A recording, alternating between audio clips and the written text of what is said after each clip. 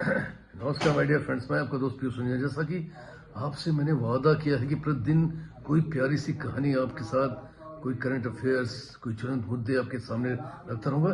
आइए बात करता हूं एक ऐसी हृदय स्पर्शी कहानी के बारे में।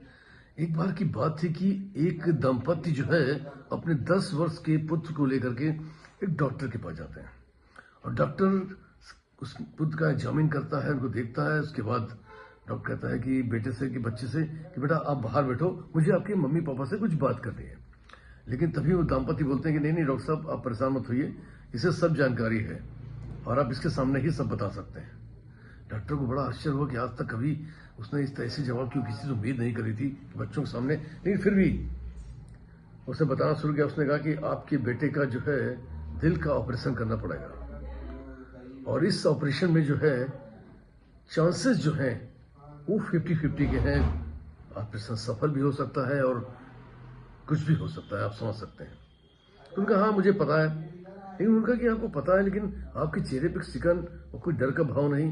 उनका हाँ कि पहले शुरू में तो थोड़ा डरा था, लेकिन बाद में सारी चीजें ईश्वर के हाथ में छोड़ दी।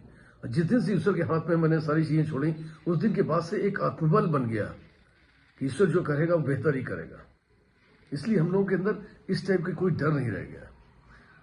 बड़ा आश्चर्य हुआ उसको। उनका कि डॉक्टर साहब क्या डेट होगी। डॉक्टर ने अपनी डेट दी, उन्होंने फीस पूछी। डॉक्टर का अमूमन तो मैं फीस एडवांस लेता हूं, लेकिन तुमसे जो है ऑपरेशन के बाद लूंगा। वो चले जाते हैं। निश्चित डेट पर वो दंपति अपने बच्चे को लेके जाता है। वहां पर डॉक्टर साहब उसको ऑपरेशन थिएटर पर ले जाते हैं, टेबल में लेटाते हैं। वहां बात करते हैं उस बच्चे से, पूछते बेटा तुम्हारा नाम क्या है। वो मुस्कुराते बोलता है मेरा नाम आनंद है। डॉक्टर कहता है कि तुम हमेशा आनंद में ही रहो, ये मेरा आशीर्वाद है।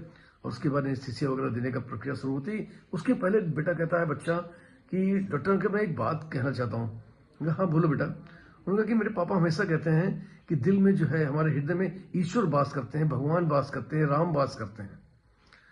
तो अगर हमारे हृदय को जब आप खोलना, तो देखना चाहिए कि राम जी कैसे थे। ये बात सुनते ही सब लोग स्तब्ध से रह जाते हैं, सबकी आंखें नम हो जाती हैं। खैर अपने आप को संभालते हैं, शीशा वगैरह देते हैं, ऑपरेशन शुरू होता है। ईश्वर की कृपा थी कि ऑपरेशन बहुत अच्छे तरीके से निपट रहा होता है। लेकिन तभी देखते हैं कि अचानक बच्चे का ब्लड प्रेशर गिरना शुरू हो जाता है। गिरते गिरते लगभग नीचे आ जाता है, सांसें थम जाती हैं। जैसी सांसें थमती हैं वैसे ही जो है डॉक्टर जो है चीख करके बोलता है, हे ईश्वर क्या किया। मैंने पहला ऑपरेशन ऐसा किया था जो मैंने प्रोफेशन के लिए नहीं किया था, मैंने आपके ऊपर छोड़कर किया था। और ईश्वर लेकिन आप जीत गए, मैं हार गया। मैं मृत्यु से जीत नहीं पाया। और जाकर के अपने हाथ को वॉश बेसिन में जाके धोने लगता है। हाथ धोते हुए बोलता है, तब इसको याद आता है कि उस बच्चे ने कहा था कि जब हृदय खोलना तो उसमें देखना कि मेरे राम कैसे थे। डॉक्टर दौड़ के जाता है, उसके हृदय को ध्यान से देखता है और पूछता है राम दिखे क्या। जैसे ही वो बोलता है क्या राम जी दिखे क्या, वैसे अचानक ही करिश्मा सा होता है। हृदय में झंझनाहट शुरू होती है, वो धड़कना शुरू होता है, ब्लड प्रेशर धीरे धीरे नॉर्मल होना शुरू हो जाता है और चमत्कारिक तरीके से चीजें बदल जाती हैं।